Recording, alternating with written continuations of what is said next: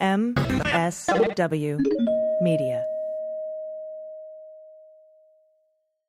Big shout out today to Helix Sleep. Take their 2-minute sleep quiz and they'll match you to a mattress that'll give you the best sleep of your life. Helix is offering 20% off all mattress orders and 2 free pillows for listeners. Go to helixsleep.com/dailybeans and use code HelixPartner. News with swearing. Daily beans, daily beans. Daily beans, daily beans. Hello and welcome to the Daily Beans for Friday, June 30th, 2023. Today, Jack Smith is not finished with the documents investigation. The Supreme Court strikes down affirmative action. 3 people have been charged in the Trump-Truth Social merger. The former Ohio Republican speaker has been sentenced to 20 years in prison. Judge Kaplan denies Trump's motion to dismiss and his motion to amend his reply to include absolute immunity in the E. Carroll case. And President Biden gives $3 billion to homeless initiatives. I'm Allison Gill. And I'm Dana Goldberg. Hey, Dana, happy Friday. Happy Friday to you. We do have a happy hour for patrons for the Daily Beans. Today, it's going to be at 4 p.m. Pacific, and that's 7 p.m. Eastern.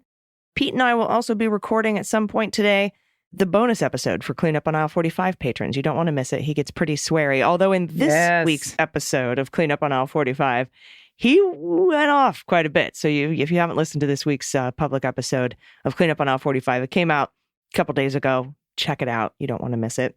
Also, remember Jack Smith's motion to get a protective order on the unclassified discovery in the documents case? Yes. And how he said that the protective order was needed. One of the reasons it was needed was because the information he was sending over could harm ongoing investigations. And how I said it didn't appear as though the documents probe was over. Well, New York Times reported today that Jack Smith has sent out a new round of subpoenas in the documents case. Lovely. So that shit is still happening. Still going on, and still going on in Miami. We will keep you posted, and of course, we'll cover this and the potential implications on the Jack podcast this weekend with me and Andy McCabe. And Trump filed a motion for summary judgment in the E. Carroll case, Carroll 1. And that got denied by Judge Kaplan. And he wanted to amend his reply to the lawsuit, saying, I have absolute immunity as president. And he was denied for that, too. So just keep losing. He can't stop. It's a beautiful thing. Not one day of peace for the rest of his life. Nope. It's just going to get worse from here on out. And of course, we have a lot of news to get to besides those things. So why don't we do that? Let's hit the hot notes. Hot notes. First up, from NBC, the Supreme Court on Thursday struck down affirmative action programs at the University of North Carolina and Harvard in a major victory for conservative activists, let's just put it bluntly, that ends systemic consideration of race in the admissions process. The court ruled that both programs violate the Equal Protection Clause of the Constitution and are therefore unlawful. The vote was 6-3 in the UNC case and 6-2 in the Harvard case, in which liberal Justice Ketanji Brown Jackson was recused. The decision was hailed by prominent conservatives who say the Constitution should be, quote unquote, colorblind, with former President Donald Trump calling the ruling a great day for America. Liberals, however, and everybody else condemn the ruling, saying affirmative action is a key tool for remedying historic race discrimination. And I'm going to quote here former First Lady Michelle Obama. Quote, it wasn't perfect, but there's no doubt that it helped to offer new ladders of opportunity for those who, throughout our history, have too often been denied a chance to show how fast they can climb. President Joe Biden called the decision a severe disappointment, adding that his administration will provide guidance on how colleges can maintain diversity without violating this ruling. The court effectively overturned the 2003 ruling, Grutter-Bollinger, in which the court said race could be considered as a factor in the admissions process because universities had a compelling interest in maintaining diverse campuses. In doing so, the court scrapped decades of precedent, as they are wont to do, including one ruling dating to 1978 that upheld a limited consideration of race in university admissions as a way to combat historic discrimination against Black people and other minorities. The ruling exposed stark divisions among the justices who sit in a court that is more diverse than it's ever been. But Jackson, the first Black woman to serve on the court, wrote in an amazing dissent that the ruling was truly a tragedy for us all. Justice Sonia Sotomayor, another liberal and the first Hispanic justice, wrote, that the court stands in the way and rolls back decades of precedent and momentous progress. Sotomayor, in a sign of her displeasure, read a lengthy summary of her dissenting opinion in the courtroom. While Thomas read his opinion from the bench, Jackson stared straight ahead, appeared visibly angry. The ruling is another example of the court, which has a 6-3 conservative majority, delivering on the long-held goals of conservative legal activists.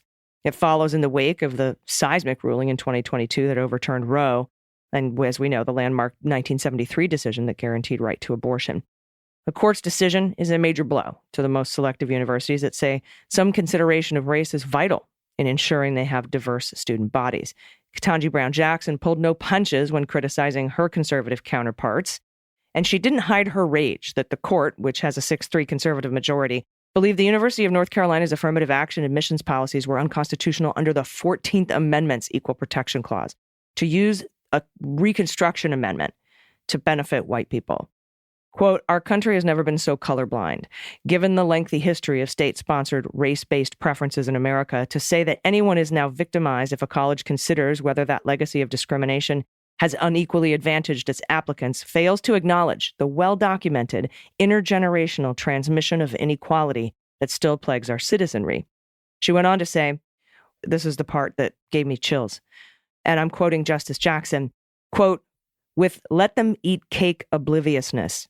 Today, the majority pulls the ripcord and announces colorblindness for all by legal fiat. But deeming race irrelevant in law does not make it so in life. And having so detached itself from this country's actual past and present experiences, the court has now been lured into interfering with the crucial work that UNC and other institutions of higher learning are doing to solve America's real-world problems." I also recommend, aside from reading her dissent, and by the way, she just said, "I dissent." She didn't say, "I respectfully dissent." I also recommend everyone read Elie Mystal's piece about this in The Nation today.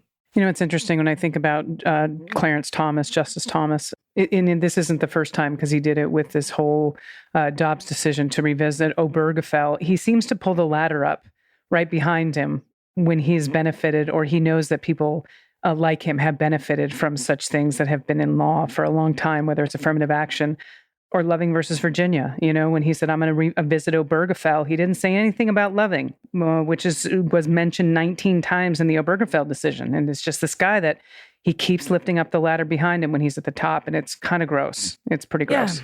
Yeah. And I think something that's a good point that Ellie brought up today on Twitter, Elie Mystal. By the way, if you haven't read Allow Me to Retort, A Black Guy's Guide to the Constitution, you need to read that. We did a series on it too, on the Mueller, She Wrote book club. But he brought up a great point, because Biden was like, look, President Biden was like, look, the only way we can get around this is for you to write about your disadvantages and things you've had to overcome, including racism, in your college admissions essays. And I mean, that's the only workaround we have right now. And he's going to, the president and his administration are going to work on more. But Elie Mystal brought up a great point that now people of color have to take time out of their college admissions essays to explain racism. Yeah. Instead of just applying for the school. And that is, and to use the 14th Amendment to do it is, man, I can't even, I don't have the words. That's why I encourage everybody to read Elie Mystal's piece in The Nation. Yeah. And we could do a whole episode on this, but also like the bias, the internal bias we have that we don't realize even with people's names. So let's say that these applications, they're going in there and they can only see names, but they're equal when it comes to merit. We have these internal biases that we are not even aware of. And it's really unfortunate because that still plays into so much racism that runs through the country and people don't even realize they're doing it.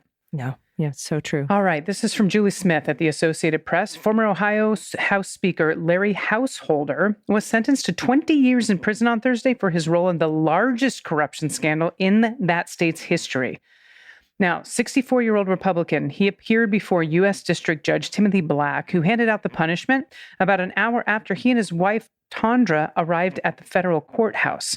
Householder had pleaded for mercy ahead of the sentencing, not on behalf of himself, but of his wife of 40 years, his sons, and friends. His son Nathan and other friends and family were present in the courtroom. Black instead delivered a blistering rebuke, accusing Householder of abusing voters' trust. He said, "You were a bully with a lust for power who thought he was better than everyone else. Ooh. Now, Householder also received 1 year probation and showed little emotion before being led out of the courtroom in handcuffs as he was remanded into the custody of U.S. Marshals. Householder and lobbyist Matt Borges, if that's how Matt says his last name, probably Borges, a former chair of the Ohio Republican Party, they were both convicted in April of a single racketeering charge each after a 6 weeks trial. Now, Borges is set to be sentenced on Friday.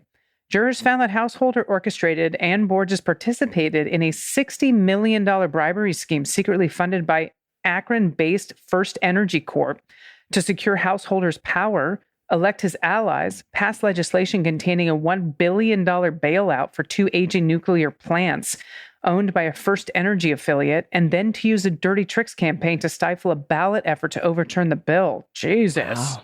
Yeah. Wow. Federal prosecutors had recommended Householder receive 16 to 20 years, holding in a sentencing memo that he, and I quote, acted as the quintessential mob boss, directing the criminal enterprise from the shadows and using his casket carriers to execute the scheme. That strategy, they said, gave Householder plausible deniability.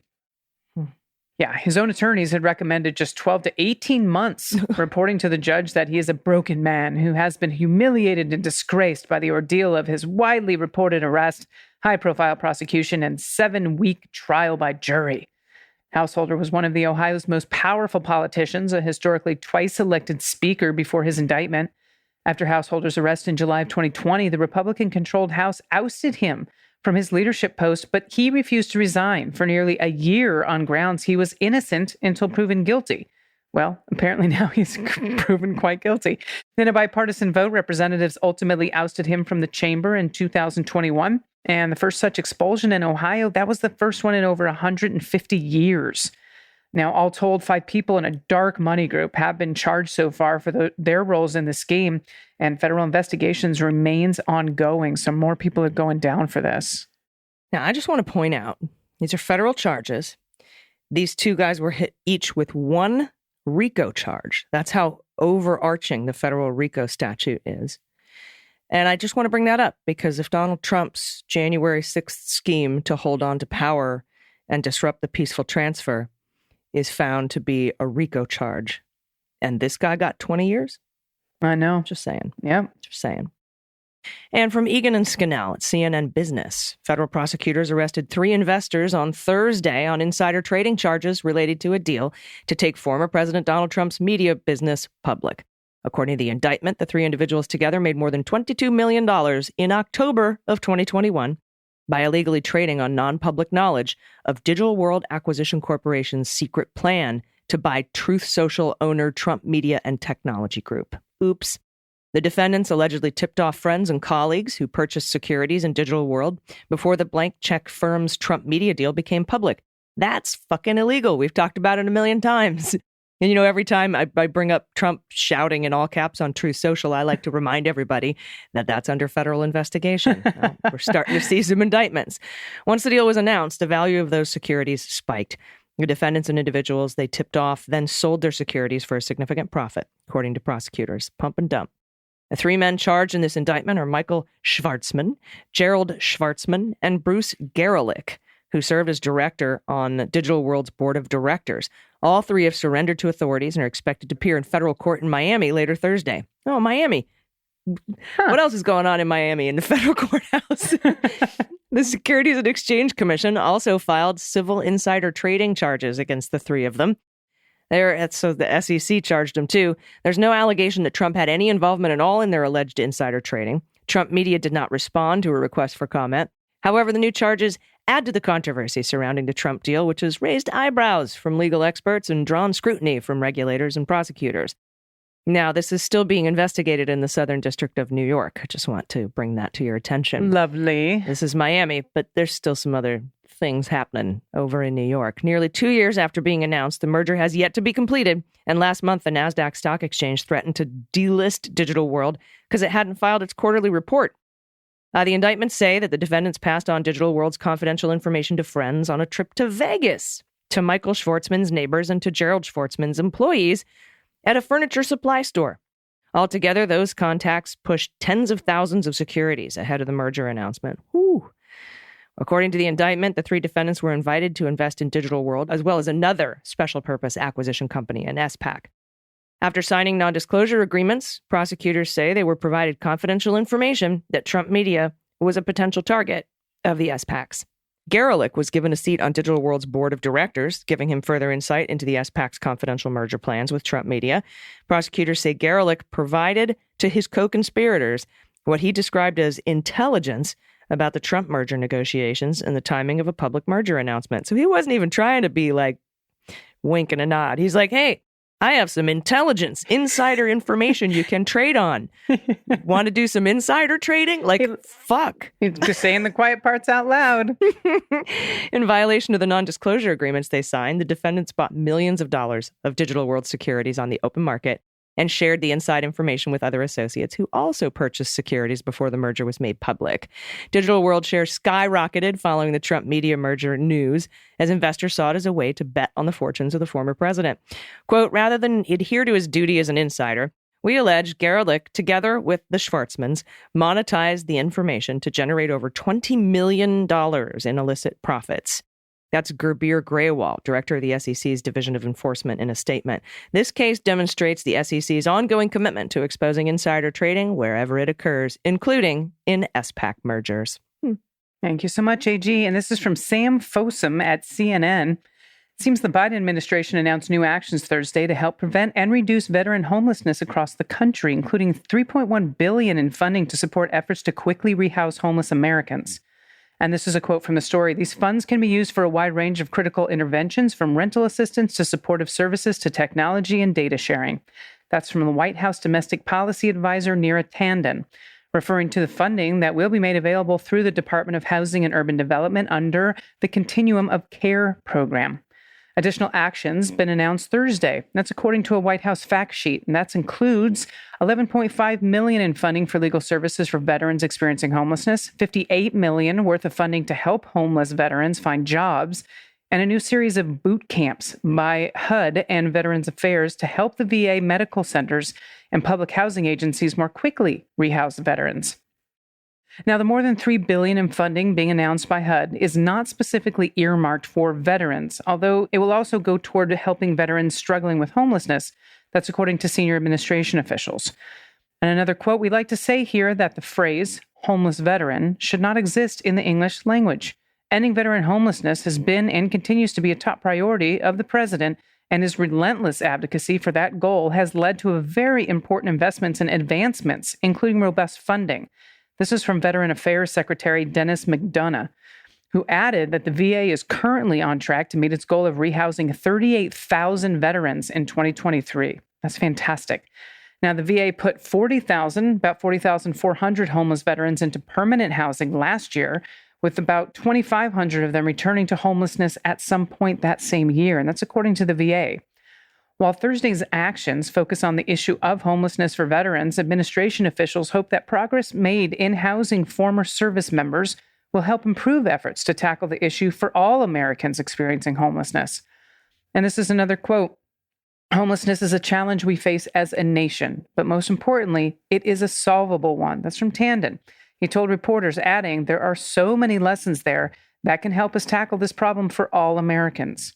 Well, the $58 million in grant funding comes at the Department of Labor Veterans Employment and Training Services and will help veterans learn occupational skills, participate in on-the-job training or apprenticeships, and provide other support services to reintegrate into the workforce. Now, the $11.5 million in legal services grants is a first of its kind. That's according to the White House, and that's going to help veterans obtain representation in landlord-tenant disputes, as well as assist with other court proceedings like child support, custody, or estate planning. McDonough continued with, legal support can be the difference between becoming homeless in the first instance or having a safe and stable house and a roof over their heads. Now, President Joe Biden has made it a goal of his administration to reduce homelessness by 25% for all Americans by 2025, calling on the country in his State of the Union address this year to do more, including, and I quote, helping veterans afford their rent, because no one should be homeless in this country, especially not those who served it. Yeah. And this is some great continuation of the work he did as vice president under Obama when they halved veteran homelessness. That's huge. during his 8 years as president, Obama. And of course, that all stopped in the Trump administration, and now it's back on. And I was working at the VA at the time. We would literally physically go out to Skid Row. I was in LA. We would physically go out to Skid Row and look for homeless veterans, and then help them with, bring them into legal representatives or people at the VFW to help them, because the paperwork is such a pain in the ass to get your housing vouchers and all that stuff. And it's just an on the ground operation. And so this money is going to make a huge difference It's for amazing. homelessness across the country. All right. Thanks for that. We have a lot of good news to get to, but first we have to take a quick break. Stick around. We'll be right back. After these messages, we'll be right back. Hey everybody, it's AG. Each night I slip into my Helix mattress. It feels like a floating inside a softy cloudy on comfort. It's amazing. I absolutely love it. I love sleep. My restless nights are long gone. Now it's just me, my perfect mattress, some kitty cats, and a realm of tranquil dreams. Just go to helixsleep.com/dailybeans, take their 2-minute online sleep quiz, and they'll match you to a customized mattress that will give you the best sleep of your life. And you'll get 20% off all mattress orders and 2 free pillows.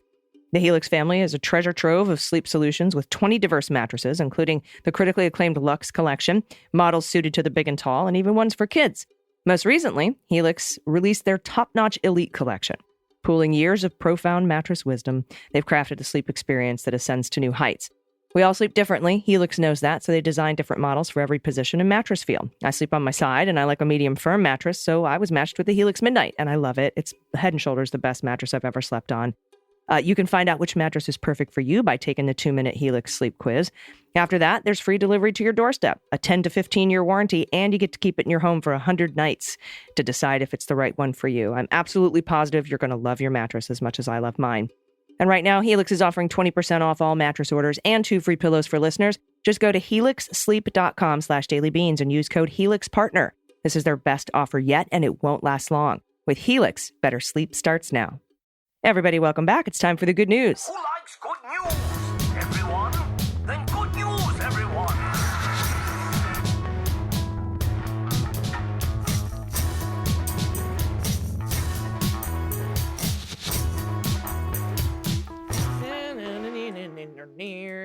Good news, good news. And if you have any good news, confessions, corrections, you want to play What the Mutt, shout out to a local business in your area, shout out to a loved one, shout out to your own business. What are you making? What are you creating? What are you doing? I want to know about it. If you have a Whoopee story, we had a good one yesterday that was so adorable with the Lammy. Adoptable pet in your area. If you don't have pod pet tax to pay, send us your frog orgies, your baby pictures, whatever you want to send us. Do it at dailybeanspod.com and click on contact. All right, first up from E. Cowgill, pronouns she and her. Hello, bringers of justice and joy. I'm submitting for consideration the amazing work of my friend, Margie Vecchio, who just launched a Kickstarter to fundraise for her upcoming film, Girl Island, the Sandy Stone Story. It's about the life of the multi-talented trans studies pioneer, Jimi Hendrix's audio engineer, academic and media theorist, and artist, Sandy Stone. I thought you and Dana might love the opportunity to get the word out on this ambitious project. We will have a link, Ms. I don't even know, E. Cowgill, E, whatever E stands for. We'll have a link to that project in the show notes. Thank you so much for giving a shout out to your friend. What an incredible, incredible project. So Sandy Stone, let's see, trans studies pioneer, Jimi Hendrix's audio engineer, academic, media theorist, and artist. Wow. I can't wait to see this. I know. It should be a phenomenal film, actually. Yeah. Let me take I don't know. I'll just start reading and tell me if you want me to take another one. All right. Yeah, you can take a couple. This is from Anna, pronouns she and her. Dear Beanies, I think you need a category. Cat tops. Here's our Oliver demonstrating her take. Looking forward to seeing more. Instead of laptops, cat tops. Oh, very cute. Yep, very sitting cute. right on there. All right, this is from Marcy in New Mexico. What up, Marcy? In New Mexico, pronouns she and her. Greetings, Leguminati. I get news from a lot of sources, but start every day with the Daily Beans. You must always have an interesting take on story or put it in a greater context. I also love when Dana talks about New Mexico, as it's been my home for over 32 years. We live north of Santa Fe. My son attended Hummingbird Music Camp as well. I'm telling you, Thousands and thousands of people are connected through Hummingbird Music Camp that I've never met. It's unbelievable. He started as a weekly camper, same, playing oboe, not the same, when he was 10 and attended every summer, usually for 2 consecutive weeks until he was old enough to be a counselor. He still considers it one of the best times of his life. As Pod Pet Tax, here's my photo submission for Cats on Electronic Stuff. It's not a laptop, but here's our void kitty, Little Miss, apparently using my spouse's charging iPhone as a butt warmer. Well, Yep. well, I mean, she That's fits. funny. She fits, she sits. I wonder if she's charging. Love it. That's adorable. Yeah. Computer towers, iPhones, anything that heats up, any electronics that heat up, you're going to get a cat butt on it, I guarantee. All right, next up from Call Me Len, pronouns he and him. Wagner, hello, bearers of the beans. I had to laugh this morning when the subject turned to the question, is it Wagner or Wagner? Because it reminded me of this. In 1933, my mother wrote in her diary, quote, there is no future for us Jewish youth in Germany. And in spring of 1934, when she was 21, she left Frankfurt and came on her own to Chicago. She soon met my father, who was twice her age and was involved in local politics, a noted after-dinner speaker. She had studied English at home, but really worked to perfect it so she could help out at political gatherings, and so he would be proud of her. As family legend has it, at one such event, she proudly announced, I speak English very, very well. Very well. That's what she said. Very well indeed. I was so fortunate to have been raised by this beautiful, strong, confident woman who faced difficulties I can only imagine and never looked back. Photo attached. It was so wonderful to meet so many powerful young voices on the Daily Beans. Keep doing what you do. I cannot start my day without you, no matter how you pronounce it. Oh, Look, so how good. beautiful. Gorgeous. Amazing photo. Oh, It really is. All right. This is from Sydney, pronoun she and her. Hello, Beans Queens. This is a combination good news shout out to a loved one. A long time ago, my husband's grandfather, Army General James Lynch, wrote a book about his experiences in World War II, starting with him retiring under protest due to aging out of his grade on December 6, 1941. Oh, He was wow. recalled. Yeah. He was recalled. December 6th, 1941, like that particular day. Okay. He was recalled to active duty very shortly after Pearl Harbor, then served as one of the officers running the 64th Fighter Squadron in Africa and Italy. All of his grandkids wanted Papa's book to get published, and it contained a lot of great material, but it was handwritten in all caps, had a lot of run-on sentences, and all the accompanying pictures he had, his own and some he had confiscated as the unit's censor, they were lost. Enter my husband, Greg. He edited the content and made it readable, researched and confirmed sources, and when the pictures and other artifacts were found in an old mismarked box, incorporated them. He did an extensive amount of hard work to turn it into a publishable book, including finding a publisher, Casemate, who specializes in military history. And here's going to cut to the chase. The Black Scorpions by General James A. Lynch and Gregory Lynch Jr. is available for pre-order now in hardcover, and Kindle editions is delivery on Friday, June 30th. This is awesome. Wow. I'm so proud of him and so happy that his perseverance and talent enabled him and his whole family's dream come true. It's a series of really interesting and some jaw-dropping stories. Totally fascinating read, regardless of whether you're a World War II aficionado or not. I've attached a copy of the cover. Now, as if that weren't enough, my amazing husband, who's not only a terrific writer, but also an independent film director who, with 2 outstanding documentaries to his credit, they're called The Last Captain and Stroh, the Michael D. Asaro story, is also the sweetest man on the planet and just adopted 2 shelter dogs, with me, of course. Lily is a 2-year-old Alaskan Husky Corgi mix who was abandoned by her original people, and Aoife, it's an Irish name, is a Siberian Husky, possibly a mix. Don't know what else she might have in her, and we haven't done the DNA thing. Now, Aoife is 11 months old and never had a family before. She was taken to the shelter when she was a baby, and we're the first to adopt her. Can't imagine why. Thanks so much for the Daily Beans. We're both big fans, especially of the swearing. Fuck yeah. Also, DG, when's your Netflix special? You know what? I would love everyone to email Netflix and Cindy and say, why hasn't Dana Goldberg had a special yet? Yes, everybody pause. Yes. Everybody pause. Send Netflix a note. Yes, please. We want to see you perform, but unless you've got a gig scheduled somewhere close to where we live, near Yosemite National Park, we're kind of out of luck. Because Aoife, Lily, our other dog, 14-year-old Aussie Maeve, and our 8 formerly feral cats, and 1 currently feral, and we're trying to socialize and capture to TNR, make it difficult to travel. Cindy, I can understand why. Okay, look at these doggos. Oh, they're beautiful. And the black scorpions. Great Everybody- cover for this book. Fantastic. get I'm it. so happy. That's so cool. What a cool story. I just thought about that too. I have a box of about 150, 200 letters that my mom and dad wrote back and forth to each other during Vietnam. I was like, that's a big project. So I'm so proud that you guys tackled it. All right, next up from MB, pronoun she and her, sitting here listening to the June 28th, 2023 Good News, talking about going to see The Cure, encouraging people to go see shows. I'm over here planning my day around going to see The Cure tonight in Atlanta. Nice. A friend of mine asked me to go with her last Friday, so this is fresh excitement. My good news is I have the wherewithal to say yes to lots of shows in 2023. I hit the Eras Tour in April. 3 of my favorite women and I are counting down the days to Beyonce in August. Nice. I'll see Madonna in September with my circa second grade bestie, which is particularly special because we haven't seen each other in a decade. Those are the household names, but I live in Athens, Georgia, and I'll hit up shows in between. Yeah, Athens, that's, I'm pretty sure, like, REM came out of that area, like a lot of college radios, a lot of cool alternative stuff down in Athens. The pandemic and its after effects remain tough on our music scene and those who populate it, but it soldiers on. AthFest, our annual musical festival with mostly local acts, occurred last week, the first post-pandemic one, and the best I've attended.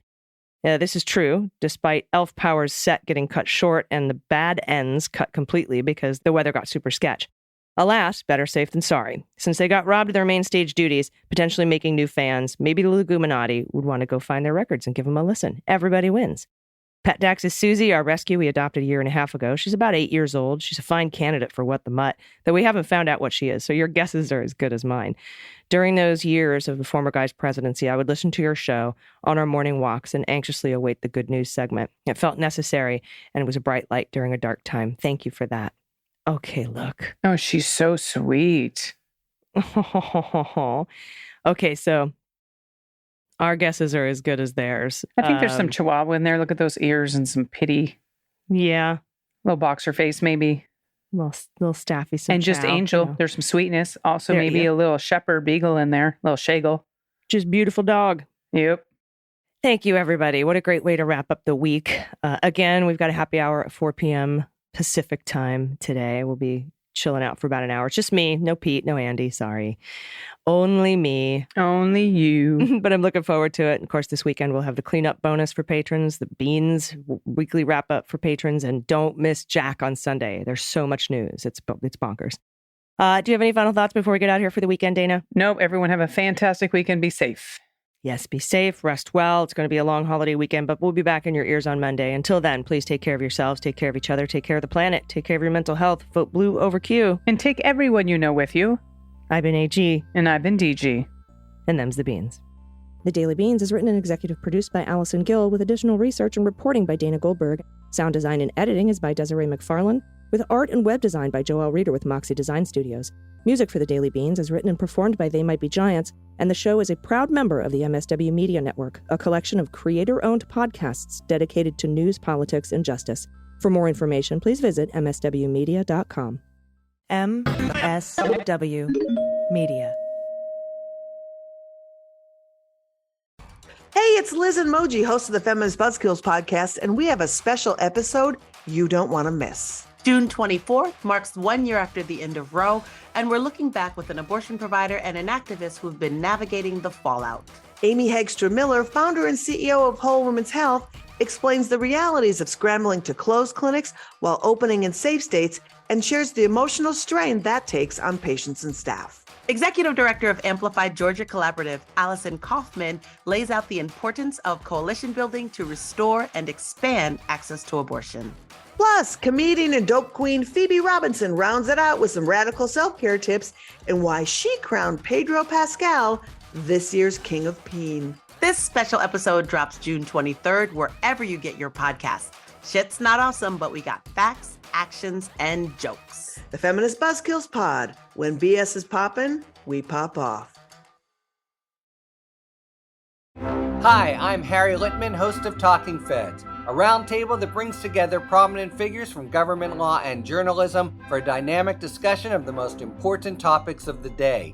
Each Monday, I'm joined by a slate of Fed's favorites and new voices to break down the headlines and give the insider's view of what's going on in Washington and beyond. Plus sidebars explaining important legal concepts read by your favorite celebrities. Find Talking Feds wherever you get your podcasts.